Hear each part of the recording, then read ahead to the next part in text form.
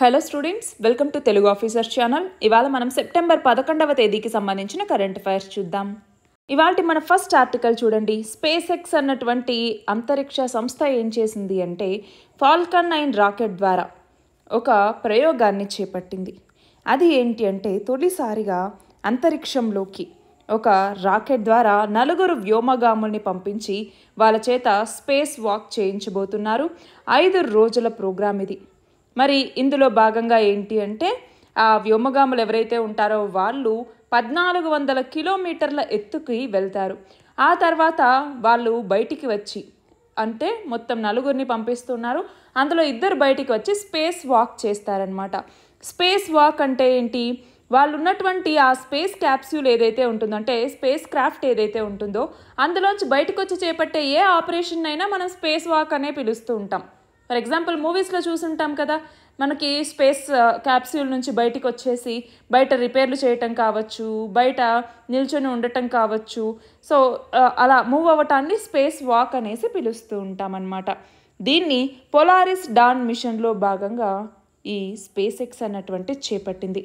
So Polaris don machine అన్నటువంటిది ఏ అంతరిక్ష సంస్థకి సంబంధించినటువంటిది అంటే స్పేస్ ఎక్స్కి సంబంధించి.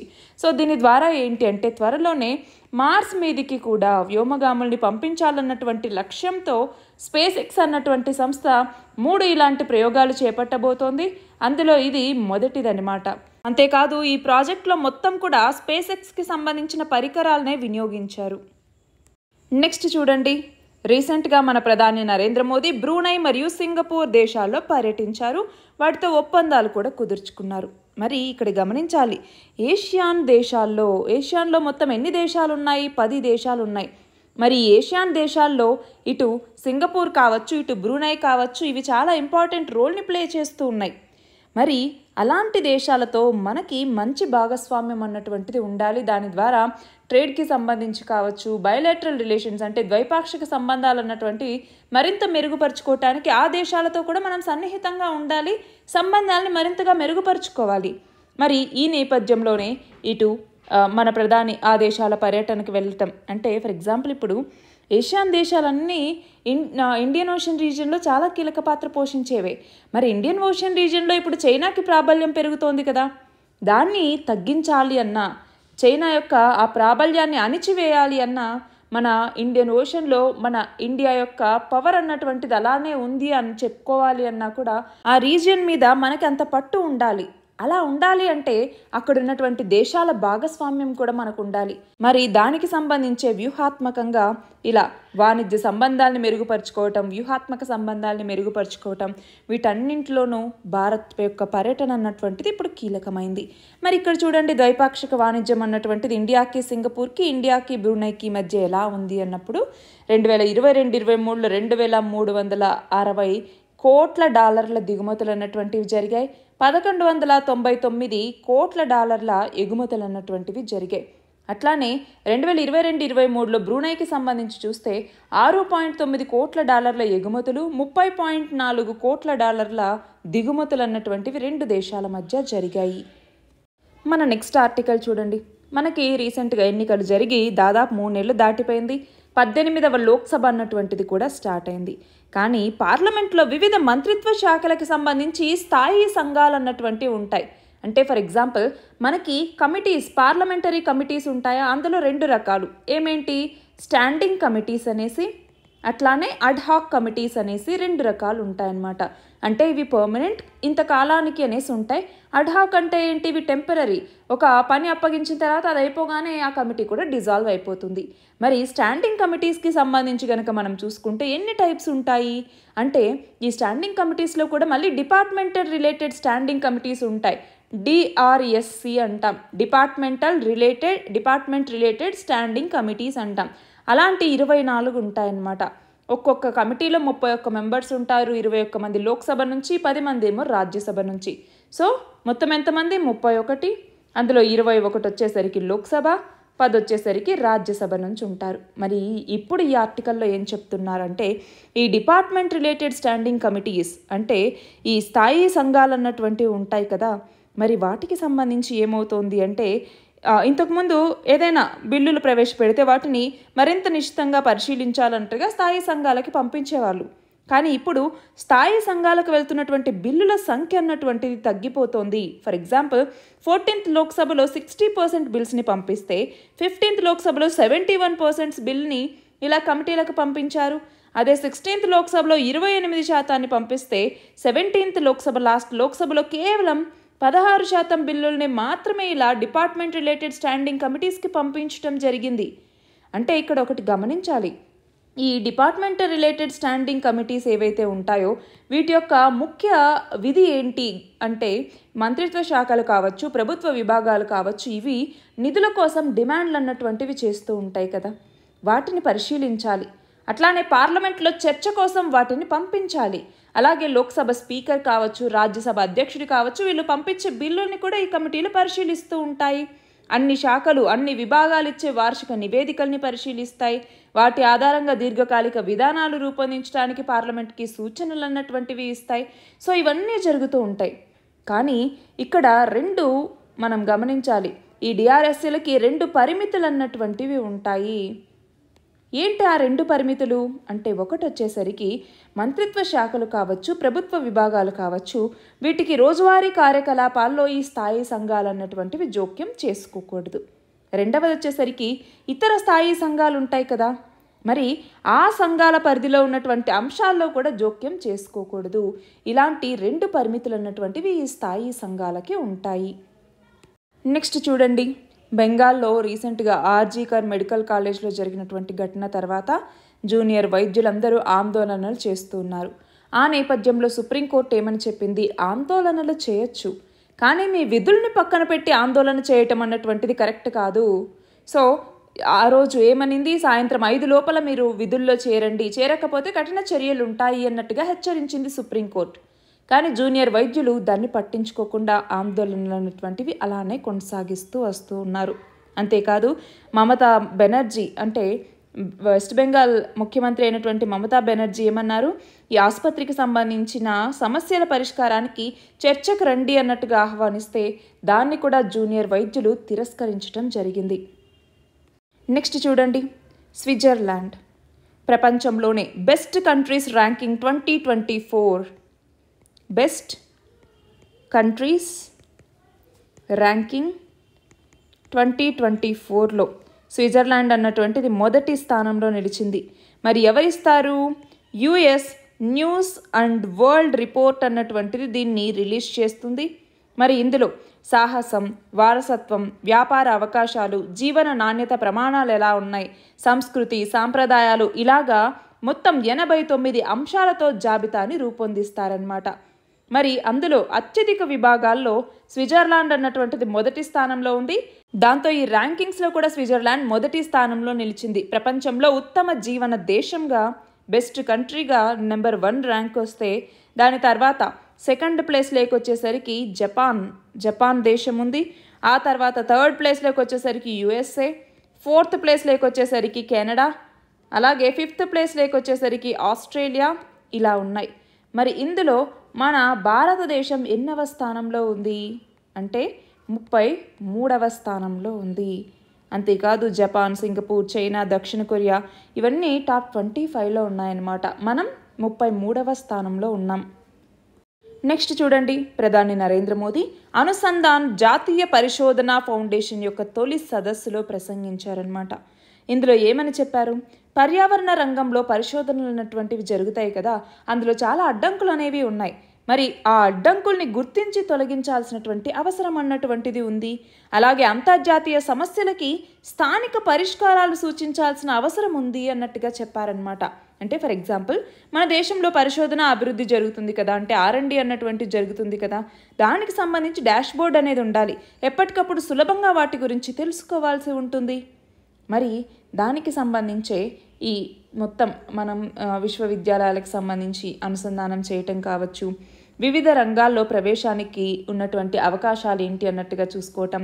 అంటే అంతర్జాతీయంగా సమస్య ఉన్న పరిష్కారం మన దేశ అవసరాలకు అనుగుణంగా మన స్థానిక స్థాయిలో ఉన్నప్పుడు, సంస్థల్ని ఉన్నతీకరించినప్పుడు, ప్రమాణాలని పెంచినప్పుడు, పరిశోధనల మీద పర్యవేక్షణ అన్నటువంటిది ఉన్నప్పుడు మన దేశం కూడా ముందుకెళ్తుంది అన్నట్టుగా ఈయన ఇచ్చినటువంటి మెసేజ్ అన్నమాట. నెక్స్ట్ చూడండి, అంతర్జాతీయ శాస్త్రవేత్తల బృందం ఉష్ణమండల దేశాల మీద తీవ్ర వాతావరణ ప్రభావం అన్నటువంటిది ఉంటుంది. ప్రపంచ జనాభాలో 4/3 అంటే 3/4 నివసించే ఉష్ణమండలంలో ప్రజలు రాబోయే 20 సంవత్సరాల్లో అత్యుష్ణ పరిస్థితుల్ని ఎదుర్కోబోతున్నారు. అంటే ఎక్కువ ఉష్ణోగ్రతలు ఉన్న పరిస్థితులను ఎదుర్కోబోతున్నారు. అదే టైంలో కుండపోత వర్షాలని కూడా ఎదుర్కోబోతున్నారు అన్నట్టుగా చెప్పారు. మనం ఆల్రెడీ చూస్తూనే ఉన్నాం కదా, ఇవన్నీ జరుగుతూ ఉన్నాయి. ఒకవైపేమో ఈ ఎక్కువ వాతావరణ మార్పుల వల్ల మంచు అన్నటువంటిది కరిగిపోతుంది, గ్లేషియర్స్ కరిగిపోవటం వల్ల సముద్ర మట్టాలు అన్నటువంటివి పెరిగిపోతున్నాయి, ద్వీప దేశాలన్నీ కూడా ఆ నీటిలో మునిగిపోతూ ఉన్నాయి. ఇంకోవైపేమో కరువులు ఎక్కువ వస్తున్నాయి, సైక్లోన్స్ పెరుగుతున్నాయి, ఇలాంటి అన్ని రకాల డిజాస్టర్స్ పెరుగుతూ ఉన్నాయి. మరి ఈ నేపథ్యంలో మనము క్లైమేట్ చేంజ్ని మిటిగేట్ చేయాలి. అలా చేస్తే కానీ వీటన్నింటినీ మనం సమర్థవంతంగా ఎదుర్కోలేము. కాబట్టి అవగాహన అన్నటువంటిది పెంచాలి. అలాగే కాలుష్యాన్ని తగ్గించుకోవాలి, వాతావరణ మార్పుల్ని తగ్గించుకునేలాగా మన యొక్క పరిస్థితులు అన్నటువంటివి ఉండాలి. నెక్స్ట్ చూడండి, ఆంధ్రప్రదేశ్లో వైద్య పరికరాల తయారీకి సంబంధించి ఆంధ్రప్రదేశ్లో ఉన్నటువంటి మెడికల్ టెక్నాలజీ అంటే మెడిటెక్ జోన్ ఏదైతే ఉందో అందులో ఇంకొక కొత్త విశ్వవిద్యాలయం, యూనివర్సిటీ అన్నటువంటిది రాబోతోందనమాట. సో దానికి సంబంధించినటువంటిదే ఇది. ప్రపంచ స్థాయి విశ్వవిద్యాలయాన్ని, యూనివర్సిటీని నిర్మించబోతూ ఉన్నారు. 2025-26 విద్యా సంవత్సరంలో ఇక్కడ కార్యకలాపాలు అన్నటువంటివి ప్రారంభం అవబోతున్నాయి. మరి దీన్ని పీపీపీ విధానంలో అంటే పబ్లిక్ ప్రైవేట్ పార్ట్నర్షిప్ విధానంలో నిర్వహించబోతూ ఉన్నారు. నెక్స్ట్ చూడండి, ఐక్యరాజ్య సమితి సెక్రటరీ జనరల్ ఆంటోనియో గుటెరెస్తో ఐక్యరాజ్య సమితిలో భారత శాశ్వత ప్రతినిధిగా నియమితులైనటువంటి పర్వతనేని హరీష్, ఈయనకి సంబంధించిన పిక్ అనమాట. సో ఇక్కడ ఏంటి, ఐక్యరాజ్య సమితిలో భారత శాశ్వత ప్రతినిధిగా ఇటీవల ఎవరు నియమితులయ్యారు అని అడిగితే పర్వతనేని హరీష్. మన నెక్స్ట్ ఆర్టికల్ చూడండి, global navigation satellite system GNSS అంటాము. అంటే ఇక్కడ ఏంటి, శాటిలైట్స్ యొక్క కాన్స్టలేషన్ అనమాట. ఇది స్పేస్ నుంచి సిగ్నల్స్ని ప్రొవైడ్ చేస్తుంది. దాని ద్వారా రిసీవర్స్ ఉంటాయి కదా, ఆ రిసీవర్స్ ఏవైతే ఉంటాయో అవి డేటాని తీసుకుంటాయి లొకేషన్ బేస్డ్గా.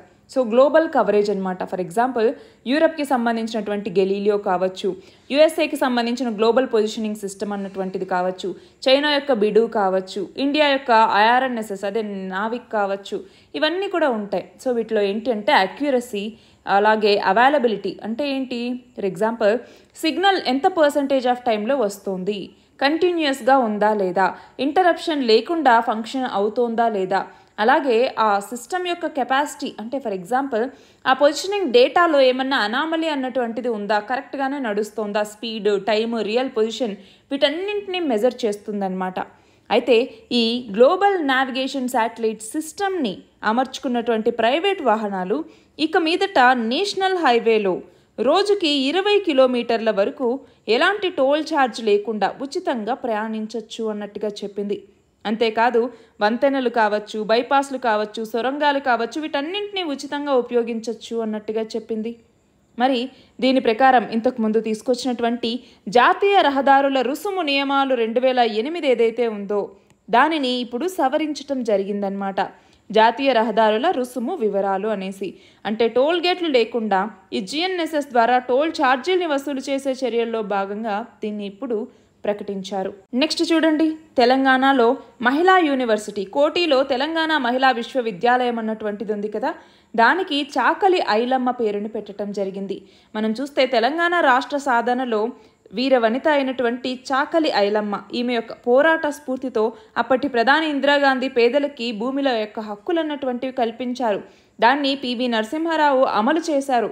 మరి అలాంటి నేపథ్యంలో లక్షల మంది SC, ST, BCలు పేదలకి భూ హక్కులు అన్నటువంటివి లభించాయి. కాబట్టి ఈ మహిళా విశ్వవిద్యాలయానికి చాకలి ఐలమ్మ పేరుని పెట్టడం జరిగింది. అంతేకాదు రీసెంట్గా Indian institute of handloom technology IIHT అన్నటువంటిది స్టార్ట్ చేశారు. ఈ ఇండియన్ ఇన్స్టిట్యూట్ ఆఫ్ హ్యాండ్లూమ్ టెక్నాలజీకి కూడా ఎవరి పేరుని పెట్టారు, ఆల్రెడీ చదువుకున్నాం కదా నిన్న. సో దీనికి ఎవరి పేరు పెట్టారు అన్నటువంటిది మీరు కమెంట్ సెక్షన్లో ఆన్సర్ చేయండి. ఇండియన్ ఇన్స్టిట్యూట్ ఆఫ్ హ్యాండ్లూమ్ టెక్నాలజీకి ఎవరి పేరుని పెట్టారు? నెక్స్ట్ చూడండి, ప్రపంచంలోనే ఎత్తైనటువంటి రైల్వే వంతెన భారత్లోని ఏ నది మీద నిర్మించారు అంటే చీనాబ్ నది మీద. మరి ఇప్పటిదాకా చైనాలో బైపాన్ నది మీద నిర్మించిన 275 మీటర్ల పొడవైనటువంటి రైల్వే వంతెన ఉంటే ఇప్పుడు చీనాబ్ వంతెన అన్నటువంటిది దాన్ని అధిగమించింది. మనం చూస్తే ఈ రైల్వే వంతెన పొడవు అన్నటువంటిది నదీ గర్భం నుంచి మొత్తం 1315 మీటర్లు పొడవు, అలాగే ఎత్తు వచ్చేసరికి 359 మీటర్ల ఎత్తు. నెక్స్ట్ చూడండి, గృహ వినియోగ వ్యయ సర్వే 2022-23 ప్రకారం తృణధాన్యాలు అంటే మిల్లెట్స్ యొక్క వినియోగంలో గ్రామీణ పట్టణ ప్రాంతాల్లో ఏ రాష్ట్రాలు మన దేశంలో మొదటి స్థానంలో ఉన్నాయి అంటే గ్రామీణ ప్రాంతాలకు సంబంధించి పశ్చిమ బెంగాల్, పట్టణ ప్రాంతాలకు సంబంధించి బీహార్ అన్నటువంటివి ఉన్నాయన్నమాట. మరి నెక్స్ట్ చూడండి, మూడోసారి ప్రధానిగా బాధ్యతలు చేపట్టిన తర్వాత ప్రధాని నరేంద్ర మోదీ తొలిసారిగా ఏ అంతర్జాతీయ సదస్సులో పాల్గొన్నారు అంటే G7 సదస్సులో ఇటలీకి వెళ్ళటం జరిగింది. నెక్స్ట్ చూడండి, తమిళనాడులో ఆర్టిఫిషియల్ ఇంటెలిజెన్స్తో పరీక్షా పత్రాల మూల్యాంకనాన్ని చేపట్టబోతూ ఉన్నారు. అంటే మనం గమనించాలి, ఒకసారి ఈ ఆన్సర్స్ రుద్దే వాళ్ళు కూడా ఏమన్నా పరీక్షల్లో ఇష్టం వచ్చినట్టుగా రాస్తే దాన్ని గుర్తించడం కొంచెం కష్టమై మార్కులు వేసేస్తూ ఉన్నారు. ఆ నేపథ్యంలో జవాబు పత్రాలని దిద్దేది ఇంక నుంచి టీచర్స్ కాకుండా ఆర్టిఫిషియల్ ఇంటెలిజెన్స్తో తయారు చేసినటువంటి రోబోలు. మరి ఆ నేపథ్యంలో ఇప్పుడు ఏమవుతోంది, ప్రస్తుతం రాష్ట్రంలో 4 యూనివర్సిటీల పరిధిలో ఈ ట్రయల్స్ అన్నటువంటివి నడుస్తూ ఉన్నాయన్నమాట. అంటే టెక్నాలజీని ఉపయోగించి మనము ఏదైతే ఇంతకుముందు ఉన్నటువంటి ఈ ఆన్సర్స్ ఎవాల్యుయేషన్లో లోపాలు ఉన్నాయో వాటన్నింటినీ సవరించి వాటిని అధిగమించి సమగ్ర ఫలితాలు వచ్చిన తర్వాత దీన్ని అన్ని యూనివర్సిటీల్లో అమలు చేద్దామన్నటువంటిది ప్రస్తుతం తెలంగాణ యొక్క ఉద్దేశం అనమాట. మరి ఇది ఎలా పనిచేస్తుంది అంటే ఆర్టిఫిషియల్ ఇంటెలిజెన్స్ సహాయంతో ఆ సమాధానాలని స్కాన్ చేస్తారనమాట. ఆ కాపీని ఆర్టిఫిషియల్ ఇంటెలిజెన్స్కి అనుసంధానిస్తారు. సో అప్పుడు ఆర్టిఫిషియల్ ఇంటెలిజెన్స్ ఏం చేస్తుంది, ఆ కాపీని పరిశీలించి ఒకవేళ దానికి రిలేటెడ్ సమాధానాలు లేకపోతే వాటిని పట్టేస్తుంది, దానికి సంబంధిత ప్రొఫెసర్ని అలర్ట్ చేస్తుంది అనమాట. అంతేకాదు మనం ఇప్పుడు ఒక్కొక్క విద్యార్థి చేతిరాత ఒక్కొక్కలా ఉంటుంది, అవన్నీ ఆర్టిఫిషియల్ ఇంటెలిజెన్స్కి అర్థం కావాలంటే ఎలాగా? సో విడతల వారీగా దీన్ని అభివృద్ధి చేసి అందుబాటులోకి తీసుకురాబోతున్నారు భవిష్యత్తులో. సో ఇవి ఇవాల్టి మన ఆర్టికల్స్. PDF లింక్ డిస్క్రిప్షన్లో ఉంది, మీరు అందులో చూడొచ్చు. All the very best and thank you very much.